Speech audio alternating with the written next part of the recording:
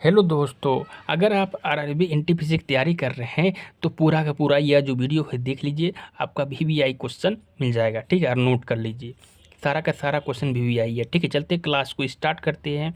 अगर आप 755 से नहीं देखे हैं वीडियो, पीछे वाला वीडियो तो देख सकते हैं। ये 756 वाला क्वेश्चन है, ठीक है।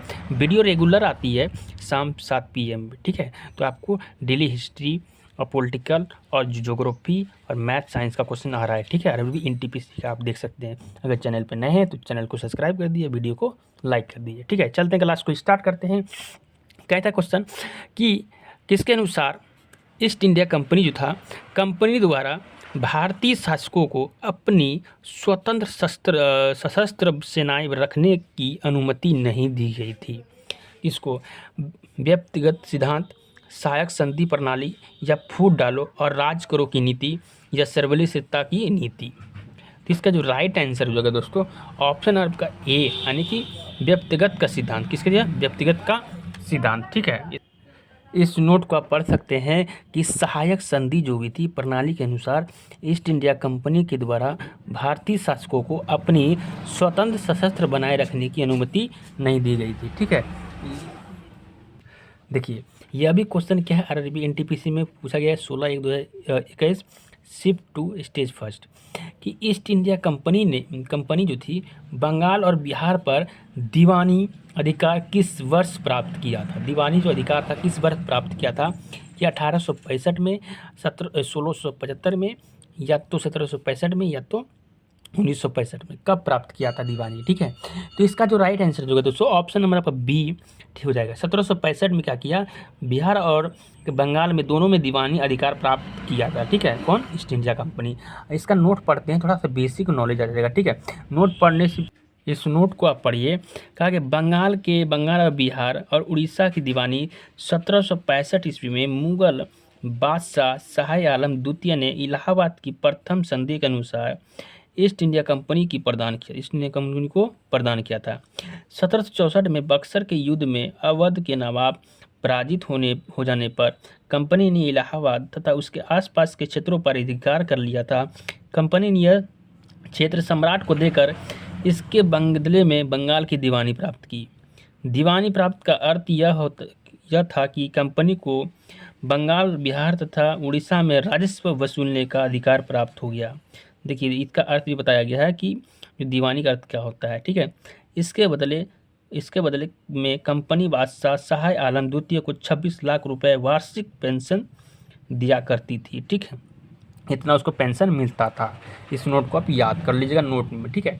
चलते हैं अगला क्वेश्चन। देखिए, यह भी आरआरबी एनटीपीसी में क्वेश्चन पूछा गया है कि देखिए, मुगलों ने ईस्ट इंडिया कंपनी को दीवानी अधिकार बंगाल, बिहार, उड़ीसा में राजस्व की संग्रहण करने की और दीवानी मामलों का निस्तारण करने का अधिकार किस वर्ष मिला गया था? किस वर्ष मिला गया था?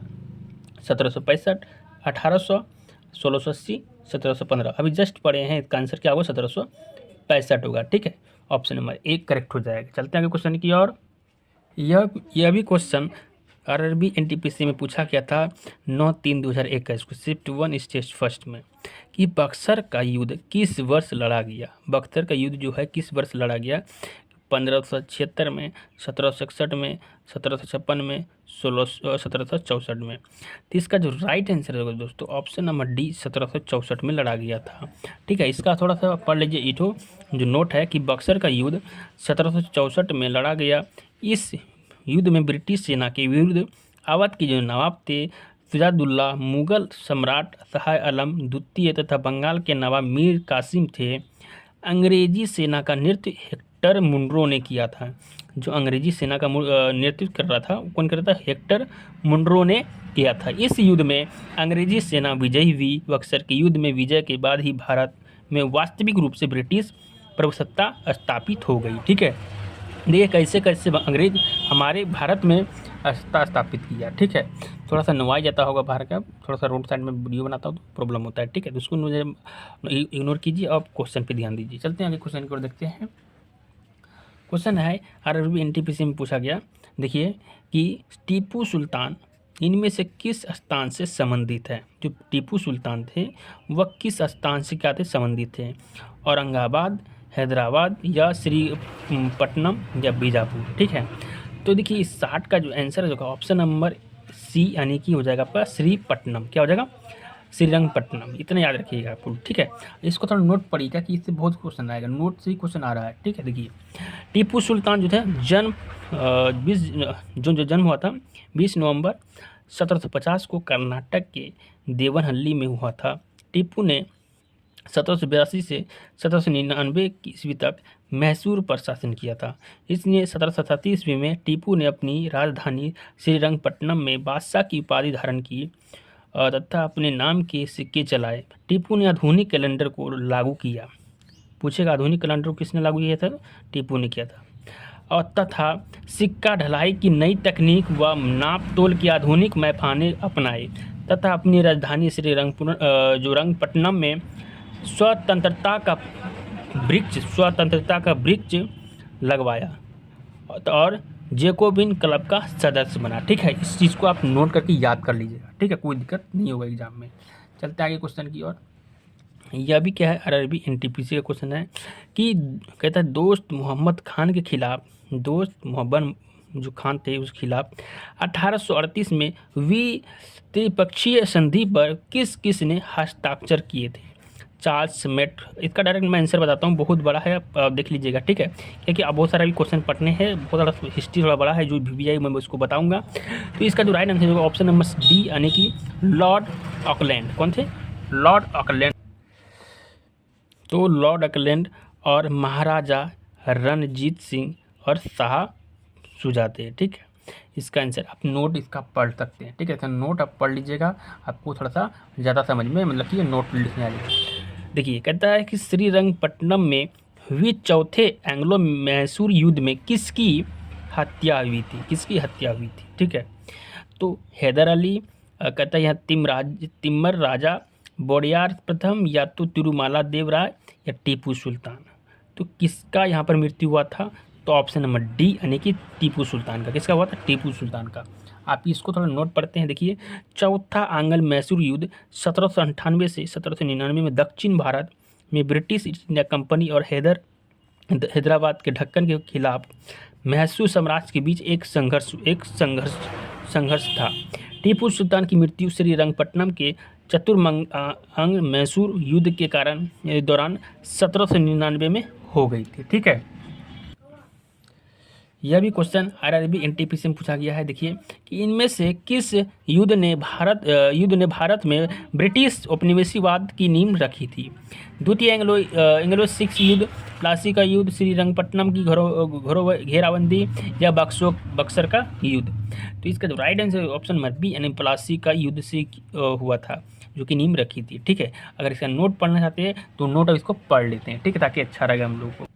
नोट देखिए कि प्लासी का युद्ध 1757 में भारत में अंग्रेजों के लिए एक ऐतिहासिक युद्ध साबित हुआ, क्योंकि इस युद्ध में जीत से बंगाल में अंग्रेजों ने राजनीतिक और सैन्य सर्वसत्ता स्थापित तथा भारत में ब्रिटिश उपनिवेशवाद की नींव पड़ी थी। ठीक है, इस नोट को उतार लीजिएगा आप लोग। नेक्स्ट चलते हैं। ये भी आरआरबी एनटीपीसी में पूछा 30/1/2021 सेकेंड और स्टेज फर्स्ट में कि आयर फूट होता है के नृत्य में ब्रिटिश सेना ने कब पोर्टो नोवो में हैदर अली को हराया और मद्रास को बचाया? देखो यहाँ लिखा है पोर्टोनोवा में। ठीक है, सॉरी पोर्टोनोवा लिखा गया। तो जुलाई 1780, जुलाई 1781, जुलाई 1771, जुलाई 1761। तो कब हराया था इसको? इसका जो राइट आंसर है दोस्तों ऑप्शन नंबर बी यानी से जुलाई 1781 में हराया था।